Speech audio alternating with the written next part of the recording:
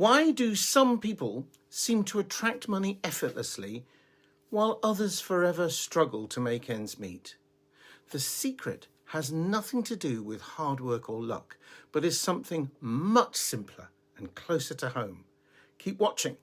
In the next few minutes, I'll share with you the effortless secret I discovered that will transform your relationship with money and enable you to attract it anytime you want, effortlessly. Hi, I'm Trevor, and for many years I believed that making money was hard. The verb I'd use most often in relation to acquiring more money was struggle, and that was inevitably my experience for many years. Thankfully, those days are behind me now, and money flows easily to me now. What I found is that what's behind manifesting is the complete opposite of struggle, which is effortlessness.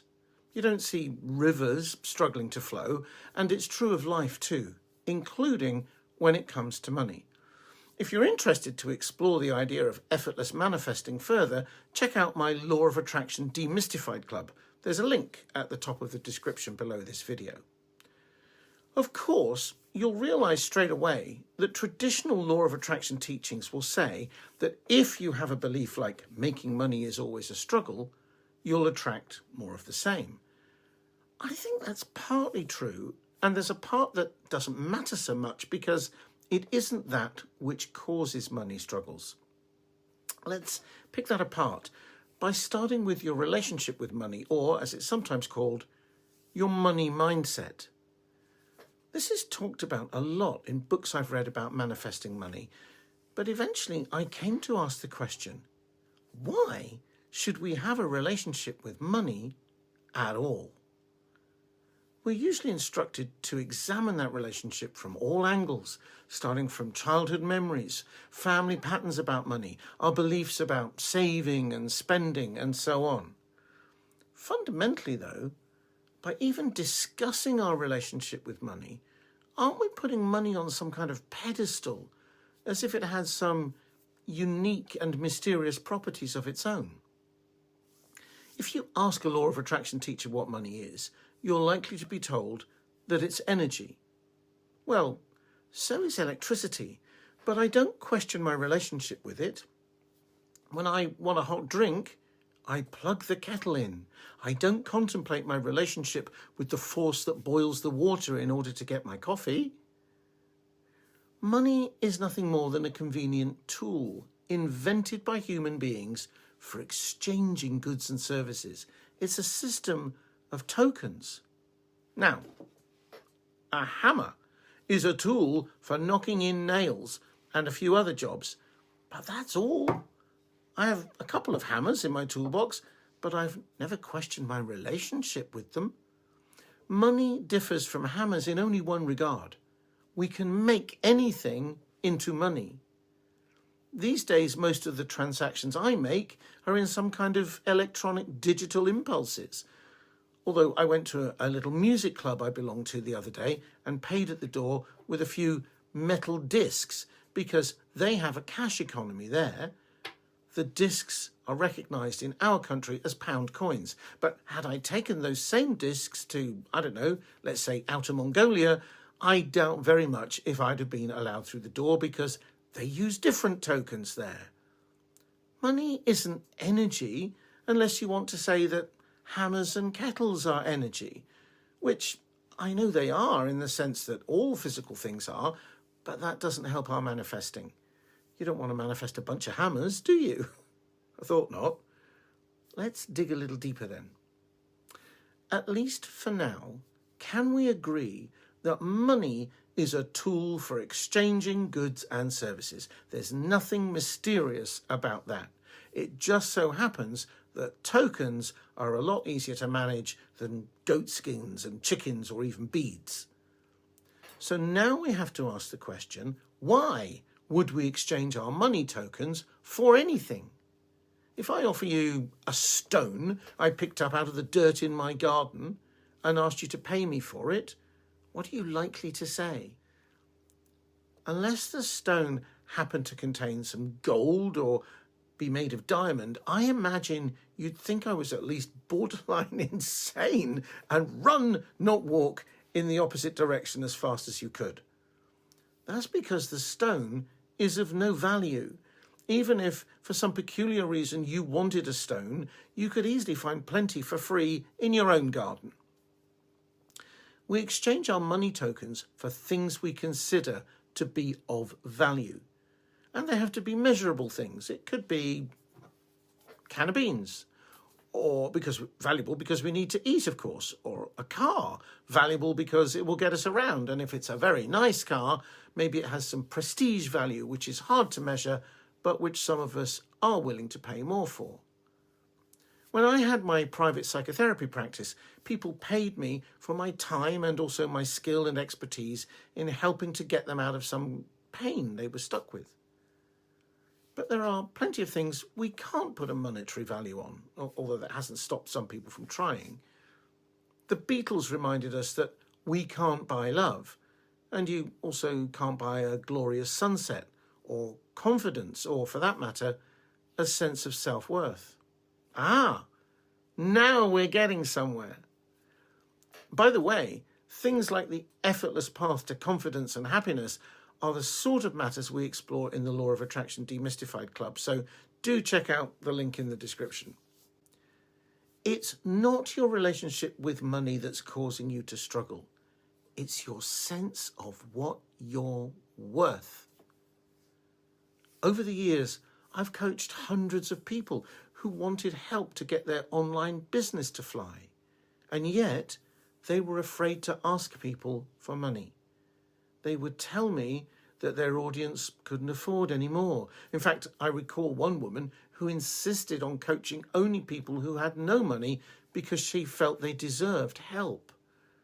That was fine and certainly noble, but this woman was herself living in her mother's basement and living on the cheapest junk food because she, you guessed it, had no money.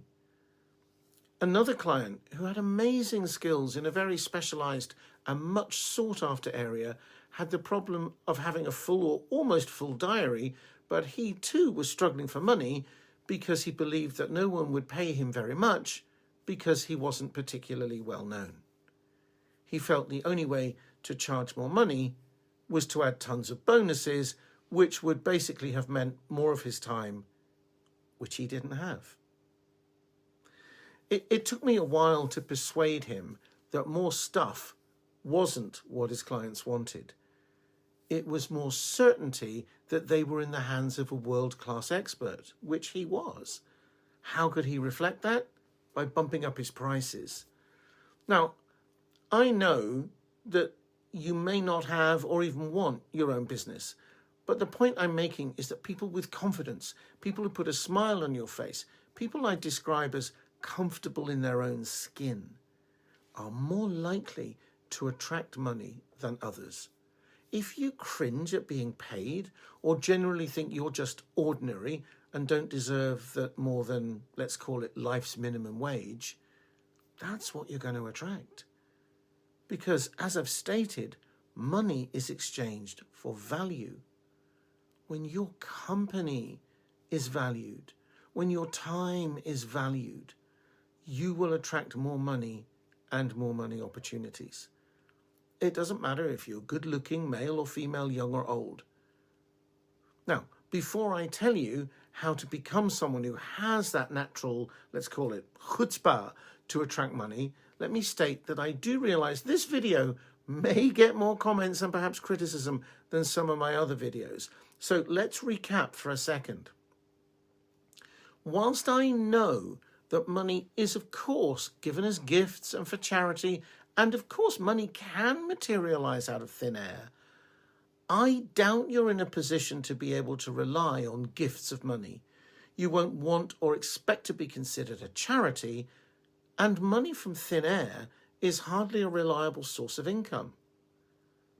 It's true, more than enough money for me to buy a Mercedes C-Class, which I loved and drove for 9 years, did once mysteriously appear in my bank account.